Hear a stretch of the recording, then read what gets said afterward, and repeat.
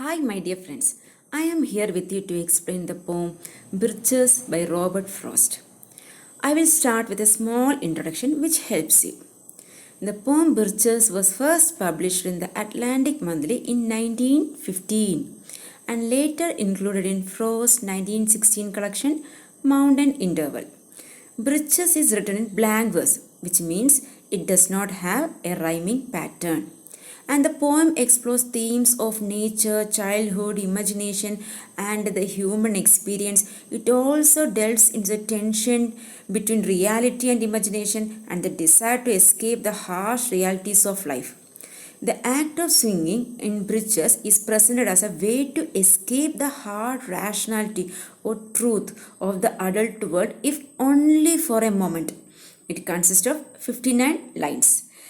I will start reciting the poem and you just imagine the birch tree and the beauty of nature described in the poem. When I see birches bend to left and right, across the lines of straighter, darker trees, I like to think some boy's been swinging them, but swinging doesn't bend them down to stay as ice storms do. The poet sees a row of bent birches and other darker trees are standing in straight line. Some birch trees are bended right and some are bended left. So he likes to think some boys have been swinging on the birch tree so that it got bent. So the birch tree is so flexible that if you're holding on to the thin upper branches, you can swing fast to any direction along with the branches. So then the poet tells us, he realizes that it was not a boy, rather an ice storm that had bent the birches. അപ്പം നമ്മുടെ പോയിറ്റ് ഇവിടെ എന്താ പറയുന്നതെന്ന് വെച്ച് കഴിഞ്ഞാൽ birch മരം വളഞ്ഞ് ഒന്നെങ്കിൽ ലെഫ്റ്റിൽ അല്ലെങ്കിൽ റൈറ്റിൽ കിടക്കുന്നത് കാണുന്നു. അപ്പോൾ അതുപോലെ ബിർച്ച് മരം വളഞ്ഞ് കിടക്കുന്നതും കുറച്ച് മരങ്ങൾ സ്ട്രെയിറ്റ് ആയിട്ട് നിൽക്കുന്നതും നമ്മുടെ പോയിറ്റ് കാണുന്നുണ്ട്. സോ നമ്മളോട് പറയുകയാണ് പോയിട്ട് കുറച്ച് കുട്ടികൾ ബിർച്ച് മരത്തിൻ്റെ മേലെ കയറി സ്വിങ് ചെയ്ത് കളിച്ചത് കൊണ്ടാവാം ഇങ്ങനെ ചരിഞ്ഞ് ബെൻഡായത്. പക്ഷേ സ്വിങ്ങിങ് ചെയ്തത് കൊണ്ട് ഇത് ബെൻഡായി നിലം തൊട്ട് കിടക്കാറില്ല. സോ അപ്പോൾ ഇതിന് കാരണം ഐസ് സ്റ്റോം ആണ്. Often you must have seen them loaded with ice a sunny winter morning after rain. They click upon themselves as the breeze rises and turn many-colored as the stir cracks and crazes their enamel. So here the poet is telling, you must have seen them on a winter morning. Freezing rain covers the branches with the ice. And when the wind blows, what happens? They produce a sound. How the sound is produced means they click upon themselves different ice covered parts of the tree and tree collide, a sound is heard. As a stir cracks and crazes the enamel. Enamel is ice coated on branches. The breeze stir cracks the enamel. So breeze cracks the ice coated on the branches.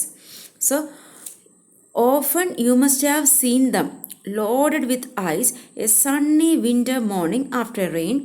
They click upon themselves as the breeze rises and turn many-colored as the stir cracks and crazes their enamel.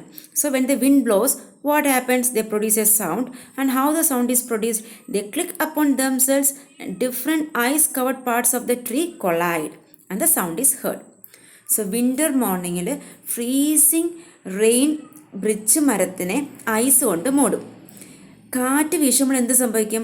അവ ഒരു ശബ്ദമുണ്ടാക്കും. ആ ശബ്ദം എങ്ങനെയാണ് ഉണ്ടാക്കുന്നതെന്ന് വെച്ച് കഴിഞ്ഞാൽ ice കൊണ്ട് മൂടിയ മരത്തിൻ്റെ ചില്ലകൾ അങ്ങോട്ടും ഇങ്ങോട്ടും കാറ്റ് വീശുമ്പോൾ ഉരസുന്നതിനാൽ ഒരു ശബ്ദം കേൾക്കും.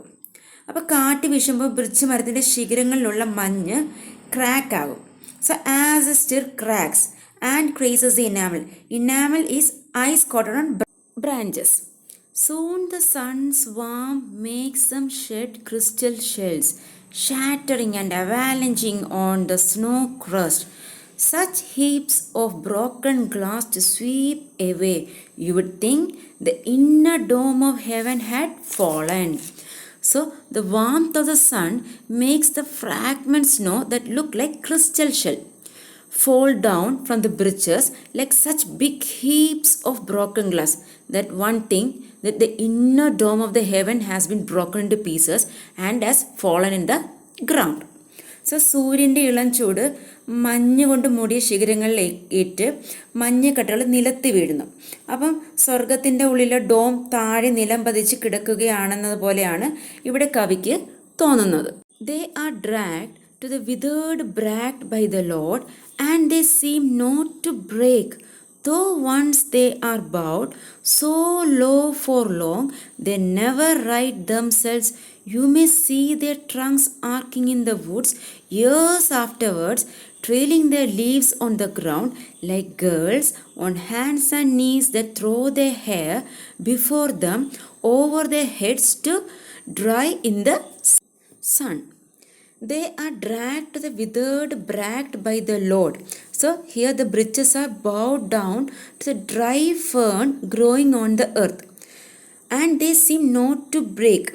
So the Birches are bowed down to the dry fern growing on the earth, and because of the load of the snow on them, but they are not broken. So low for long, they never right themselves. You may see their trunks arcing in the woods. However, they are bowed down so much for such a long time that they cannot straighten themselves. Their trunks lie bent down in the woods even several years later and keep their leaves trailing on the ground like the little girl who sit on their hands and knees spreading their hair over their heads to dry in the sun. ബ്രിച്ച് മരം അതിൻ്റെ ശിഖരങ്ങളുടെ ഭാരം കാരണം നിലത്ത് വീണ് കിടക്കുകയാണ്. പക്ഷേ അത് ഒടിഞ്ഞിട്ടില്ല. കുറേ നാളായിട്ട് ഈ ഒരു പൊസിഷനിൽ തന്നെയാണ് കിടക്കുന്നത്. അതുകൊണ്ട് ഇനി അത് സ്ട്രെയിറ്റ് ആകുമെന്നും കവി പറയുന്നില്ല. മരത്തിൻ്റെ ഭാരം കാരണം ഇലകളൊക്കെ തറയിൽ തട്ടി കിടക്കുന്നതിനെ ഒരു കുഞ്ഞുകുട്ടി, നിങ്ങൾ ഇമാജിൻ ചെയ്താൽ മതി, ഒരു കുഞ്ഞുകുട്ടി മുടി ഉണക്കുവാൻ വേണ്ടി മുട്ടുകുത്തി സൂര്യപ്രകാശം ഏൽക്കുന്നത് പോലെയാണ് കവിക്കിവിടെ തോന്നിയത്.